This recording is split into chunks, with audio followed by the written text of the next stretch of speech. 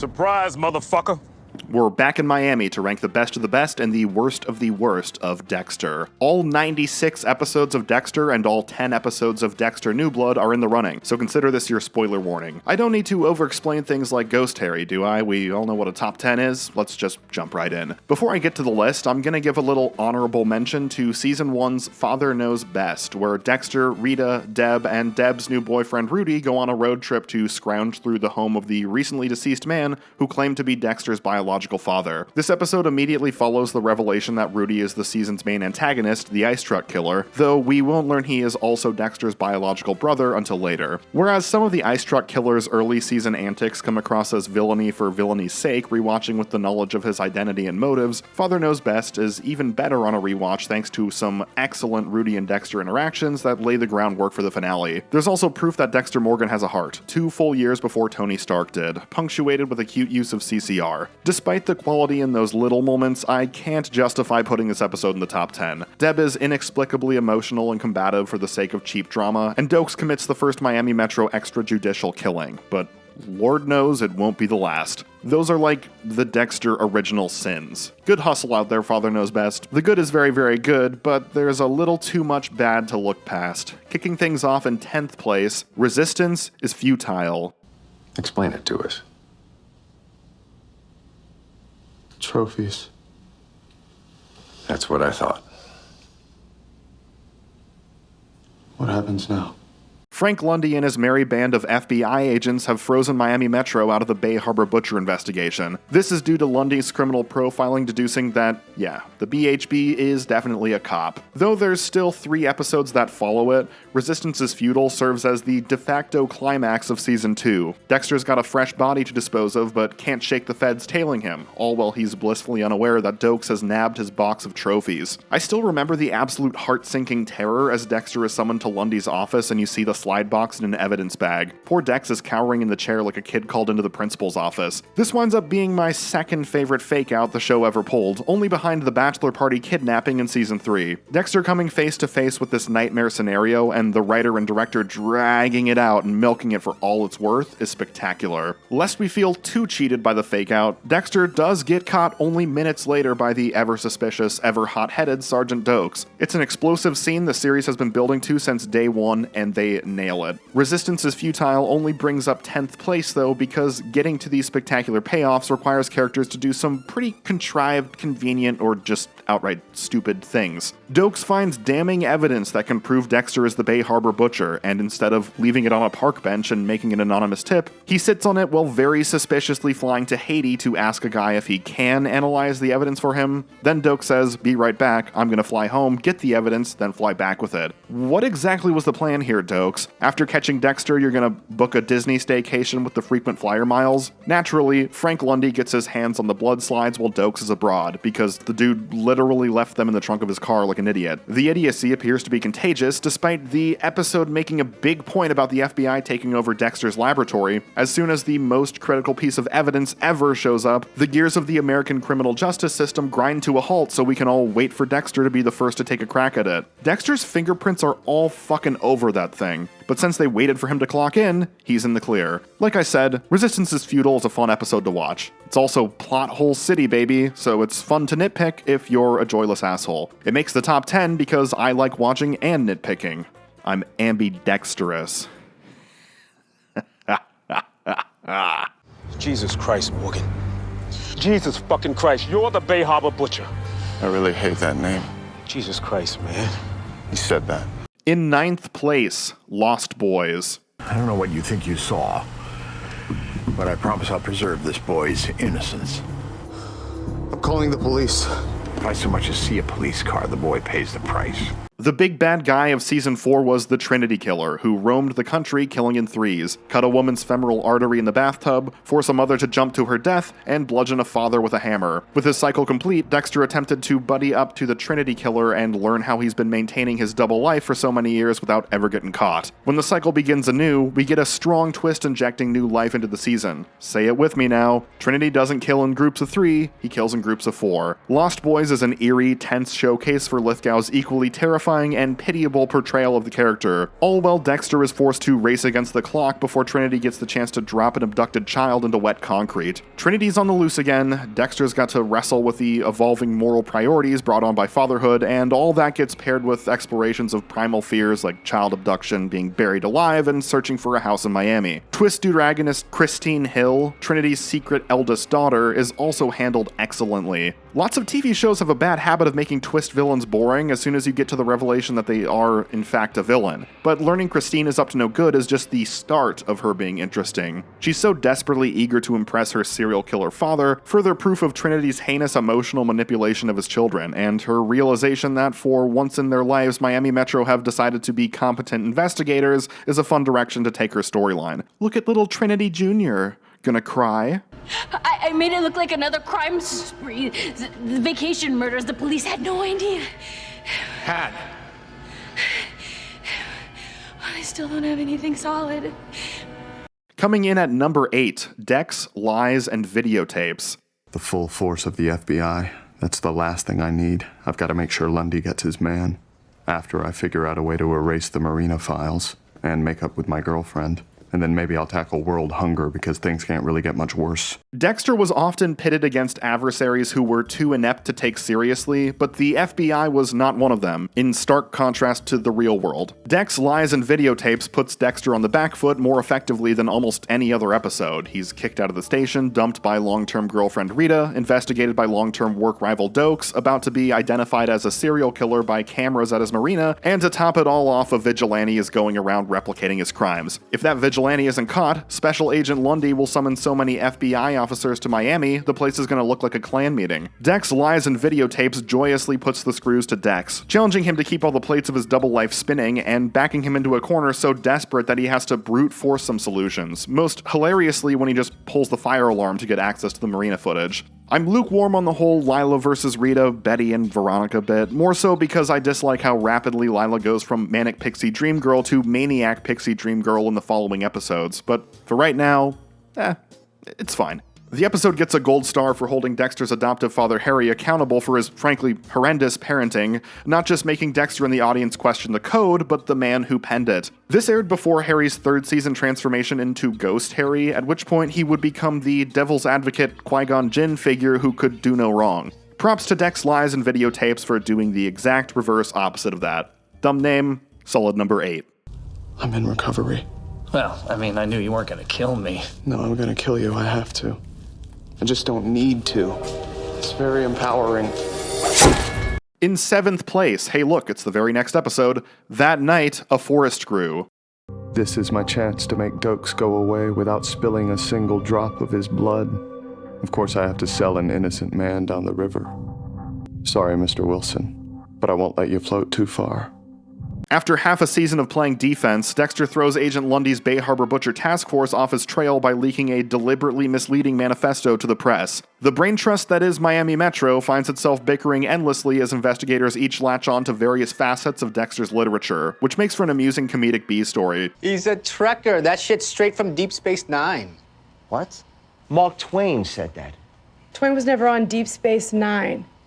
He was on Next Generation. He didn't say it on Star Trek. This shakeup also keeps the season arc fresh after a string of episodes that put the task force at the forefront. It's a good thing Miami Metro is preoccupied too, because renegade badass Doakes is sniffing around Dexter's past and getting dangerously close to discovering he's a blood relative of Season 1's big bad, the Ice Truck Killer. Dex needs to get Doakes kicked off the force and hatches a scheme that would make Slip and Jimmy proud, contradicting internal thoughts, sinister manipulation, sending an innocent man down the river to set up Doakes' downfall. It's some classic Dexter conniving. Bonus points for the true goal of his scheme being kept from the audience until it unfolds. He's not trying to get Doakes kicked off the force for breaking police procedure, he's trying to get him to whoop his ass in front of everyone. That Night, a Forest Grew is an outright fun episode, and even typical downer characters like LaGuerta, Lila, and Angel are integrated into the story effectively. Frank Lundy managing to wheedle out an actual clue to Dexter's identity means even with Doakes off the board for the time being, Season 2 isn't taking its foot off the gas pedal. You know the old saying, out of the frying pan, into the saucepan. I'll always be a step ahead of you for one simple reason. And what's that? I own you. At number 6, Circle of Friends. But the fantasies are all wrong. The guy we're looking for wouldn't turn dead, dirty things into living cartoons. He'd find that pathetic. How do you know?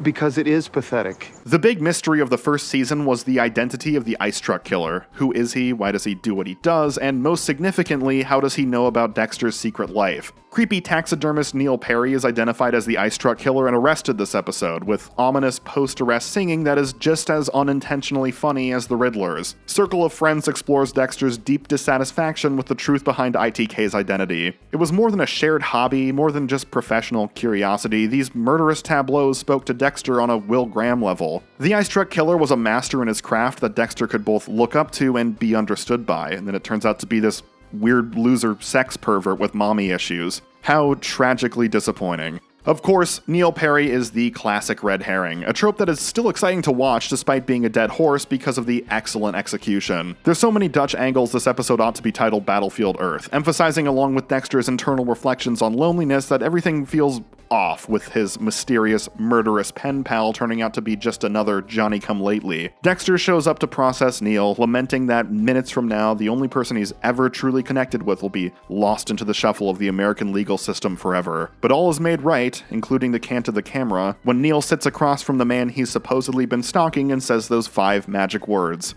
Who the fuck are you?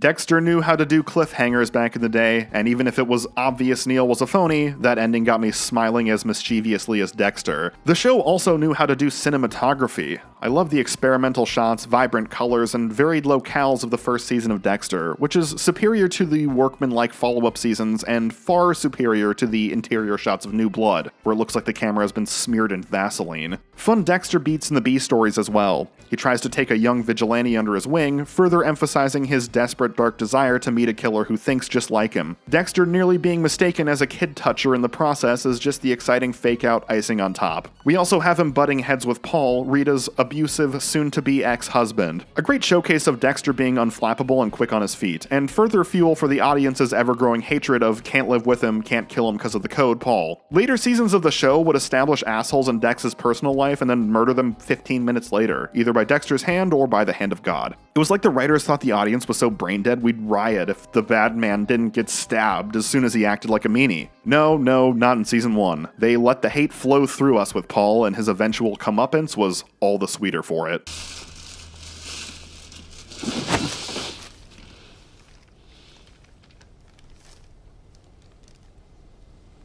Is that it?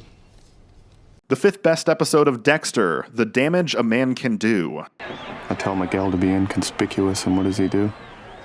He shows up looking like the Unabomber.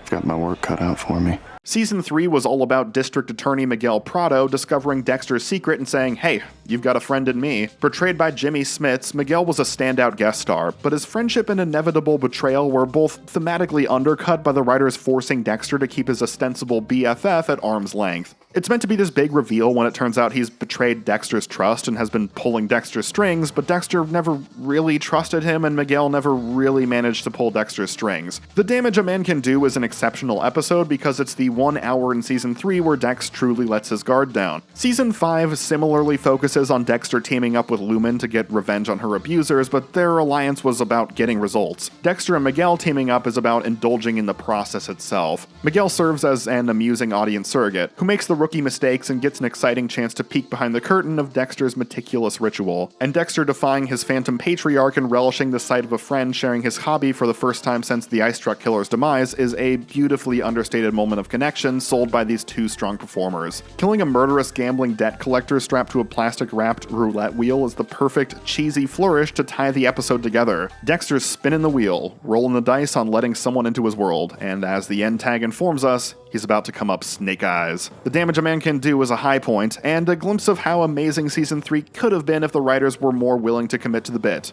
Though I will admit, I still seem to like Season 3 more than most. Who are you? We're justice. Coming in at number 4, My Bad. Rigor mortis full-blown. Epidermal modeling. I imagined her naked plenty of times, but never like this. My Bad is the episode that immediately follows the shocking murder of Dexter's wife, Rita. There's no time skip, no conversations we see but don't hear as dramatic music swells. My Bad is going to sit viewers down and make them watch every painful step of finding out someone you love is dead. While the rest of the cast and the audience are still reeling from the gut punch, Dexter is just doing mental math about if his cover life is salvageable. The scene where Dexter coldly informs the step-parents and children that she's been murdered while wearing Mickey ears they brought back from Disney World is a masterpiece of awkwardness. Then Dexter decides to skip town, sailing out of Miami to the tune of Conocí la Paz. The first time we ever saw Dexter on The Slice of Life, that song was in the background, and now as he sets sail for a fresh start, they bring it back. Excellent touch. Dexter ultimately realizes that as convenient as it would be to return to the emotionless being he was when the show started, he's evolved as a father and husband throughout the last 4 seasons, meaning he unfortunately has to face the emotions of his new, grim reality. It's one last great examination of his sham relationship with Rita, which initially began as nothing more than an attempt to exploit her past as an abuse victim to make life easier for himself. My Bad may reach Scott's Tots levels of discomfort at points, but it's worth the knife twist to show us who Dexter was and how far he's come, even if that just means he had so much more to lose. I was just thinking about Rita, how much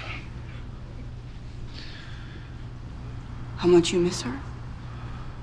How much I lied to her.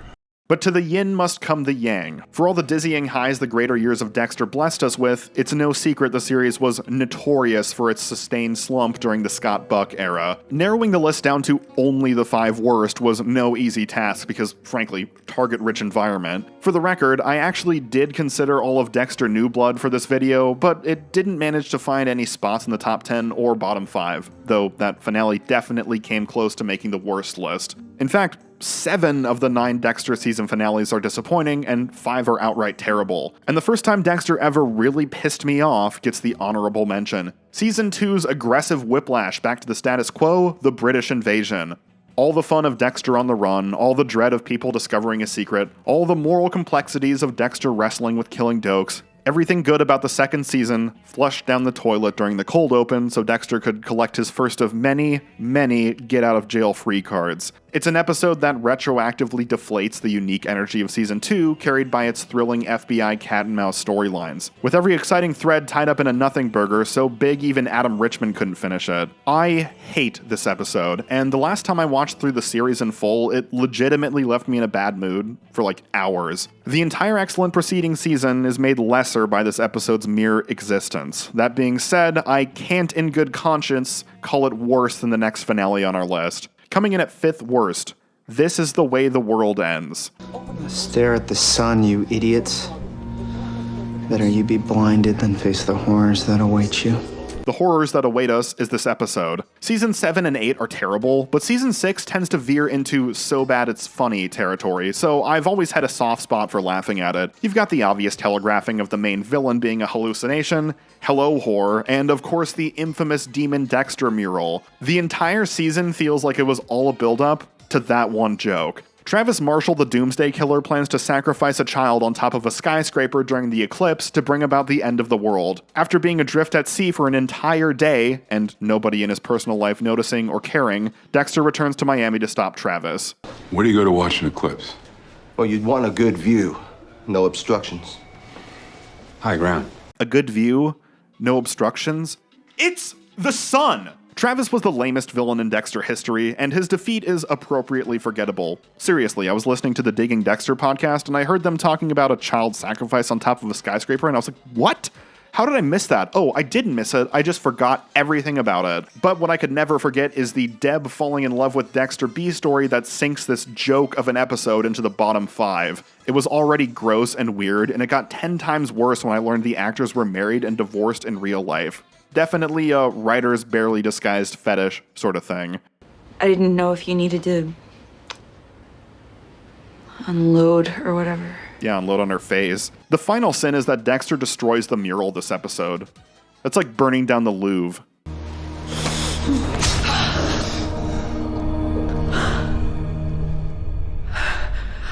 Oh, God. The 4th worst episode of Dexter is Monkey in a Box. But since Hannah came into my life, it's lessened. What I need is her. At the time, this was the second to last episode of Dexter ever, but it feels more like a final season episode of The Office. Dexter's big send-off party at Angel's Stupid Restaurant, which is also the after party of Dr. Vogel's wake, weird move there, guys, plays like we've been watching 8 seasons of a sitcom. When the episode does attempt high-stakes, dramatic serial killer versus serial killer action, it's impossible to engage with because every character is acting unbelievably foolish. The Morgan siblings' harbored fugitive Hannah McKay has been waltzing around Miami like it's GTA. Dexter is signaling as hard as possible to the cops that he's about to flee the country with a wanted criminal, and Dexter leaves captured bad guy Oliver Saxon tied up in his own lair so he can have a last-minute change of heart, whereupon Saxon will of course escape and fatally shoot Deb. If you think this is a Star Wars prequel thing where the villain only looks crafty and clever because the heroes are so thick-headed, it's actually not. Oliver Saxon is also a brainlet, willingly showing up at Miami Metro headquarters to hand over a DNA sample like he's got nothing to hide. Except he does have something to hide, and the DNA sample incriminates him.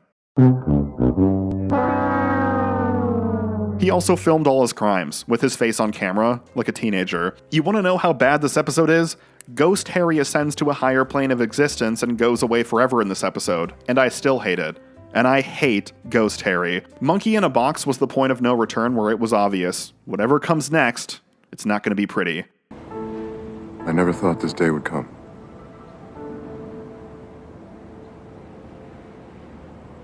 You don't need me anymore. The third worst episode, Are We There Yet? Fuck it, I don't want to know. I don't want to know anything else ever. She's your problem now. Dude. I'm sorry, you got girls fighting over you?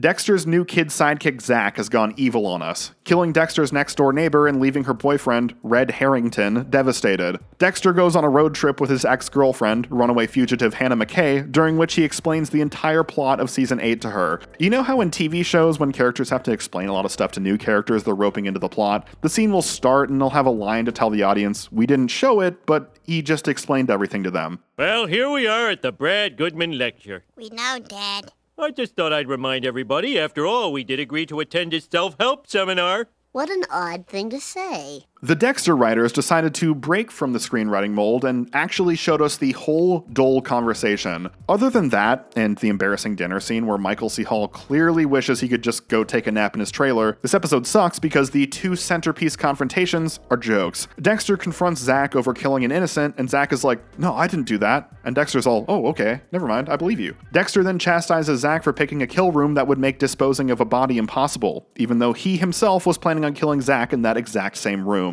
The even worse confrontation is between Deb and Hannah. Hannah killed her boyfriend and attempted to murder her, but a few speech 100s later, and Deb lets her off the hook like it was nothing. Okay, let's talk about Hannah. She is the worst character in the show, an obvious pet project of late series showrunner Scott Buck, who delusionally believed she could lead her own spin-off series despite rampant audience backlash. Yvonne Strahovski turns in a wooden performance. The character is written as a remorseless poisoner who murders innocents, and yet the entire cast just can't say enough good things about her. She's an albatross on a show that was already burning to the ground, and only by the power of the eclipse is she not present in all 5 of these worst picks. Either you invite her in, or I will.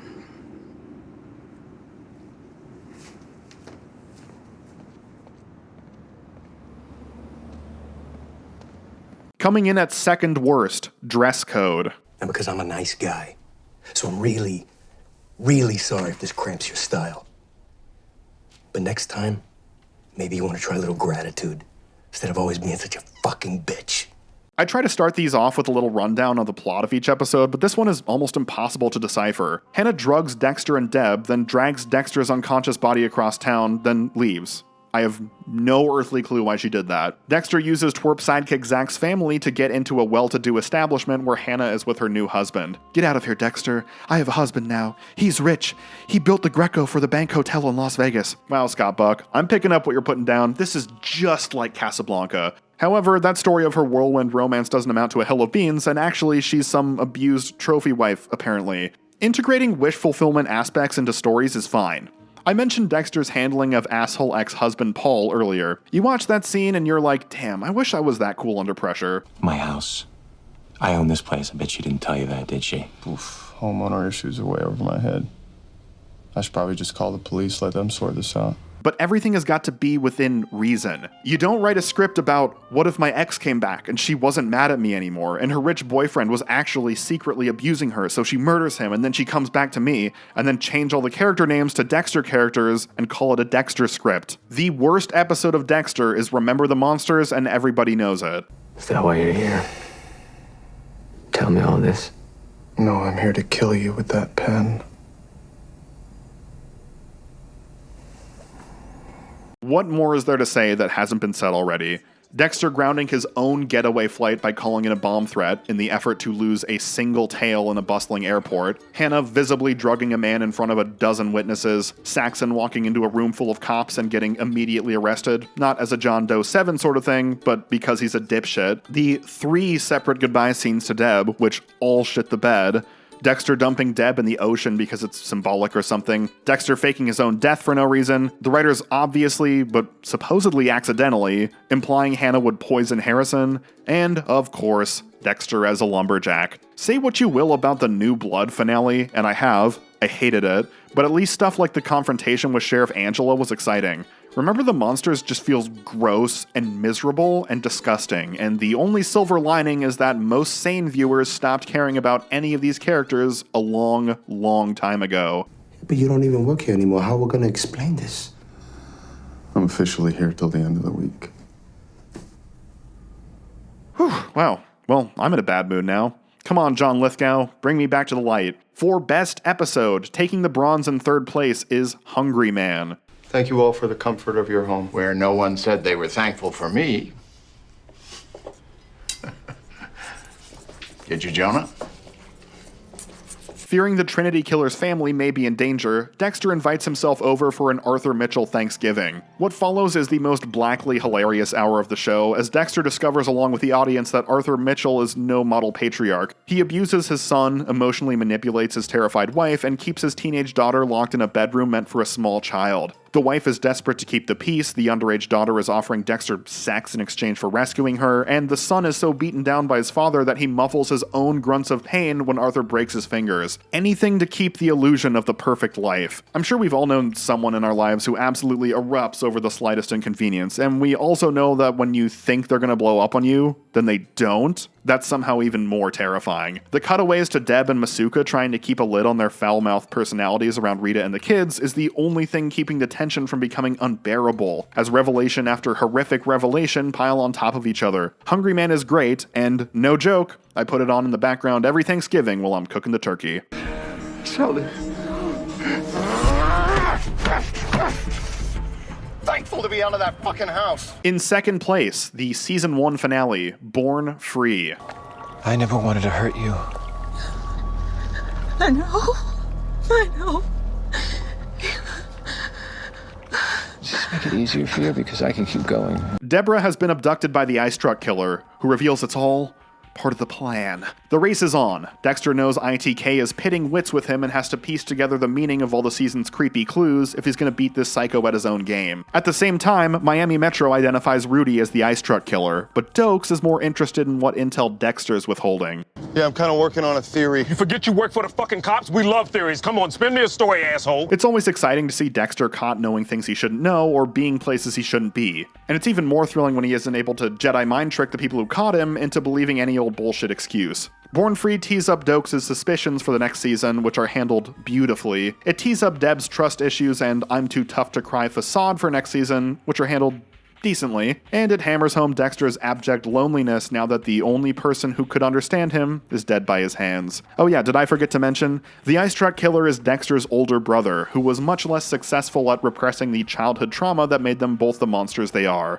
What a cool twist. A lot of movies will have a third act moment where the villain goes, "Become evil and join me," and it doesn't click because the villains don't really have anything to tempt the heroes with. The ice truck killer? He's got everything Dexter's ever wanted in the whole wide world. When Dexter finally cuts his throat, he confesses, "You're right." He's so right Dexter couldn't stand to hear another word. And then he sits in the corner and cries.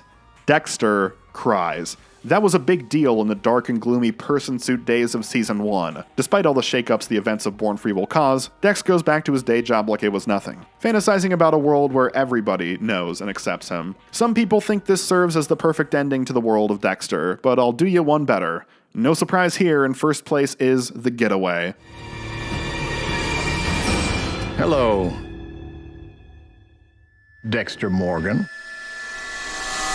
The Trinity killer has deduced Dexter's identity. Arthur Mitchell strolls to the bank to nab his bug-out savings while Dexter scrambles to kill the bastard because everyone in Dexter's life is now in imminent danger. It's serial killer versus serial killer like you've never seen before. Dexter is so desperate that he throws maintaining his personal life out the window because one wrong move means it will all go up in smoke anyways. We must burn our social life as fuel for our journey. The episode is packed with intense, iconic moments. Trinity taunting Dexter with the knowledge of his identity, Dexter trapped in the Mitchell household during a SWAT raid, Deb confronting Dexter with the truth of the ice truck killer's identity, and, of course, a dearly detained Dexter telling Ghost Harry to shut the fuck up. God, I needed that. Like a fucking amateur.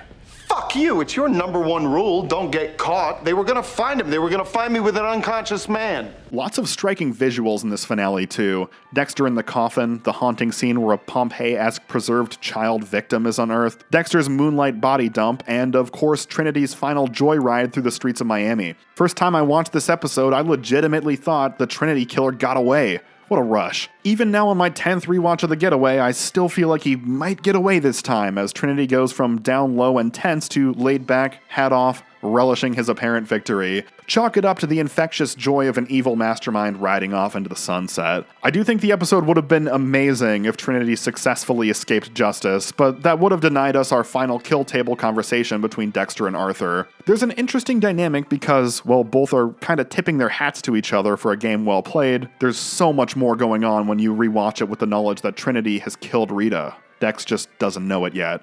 I think the actors put it best. It almost ends on a sympathetic note. What appears to be a kindness on Trinity's part. All this sage advice to almost a child. That's such a misleading moment. Because a minute and a half later, you see what Trinity has done. I imagine people immediately cranking back and watching that scene again. Because it's now fueled by so much other dark stuff. Yeah. I mean, I think it's a question that Dexter will take to his own grave. What happened in that room? What was being communicated when I thought something else was being communicated? Season 2 and 3 end very tidy for Dexter, and The Getaway pretends to follow suit for a solid few minutes with good old Dexter Resolution stock music. Then Dexter calls his wife, you hear the phone ring from inside the house, and you realize Trinity was right. It's all over. If it weren't for the twist ending, I'd probably slot The Getaway in second place, but that ending really does seal the deal. Dexter born in blood, Harrison born in blood, all on top of that resolution to the Deb, Dexter, and Ice Truck Killer sibling triangle earlier in the same episode. It's an amazing finale, and it probably should have been the end of the show. Now it's over.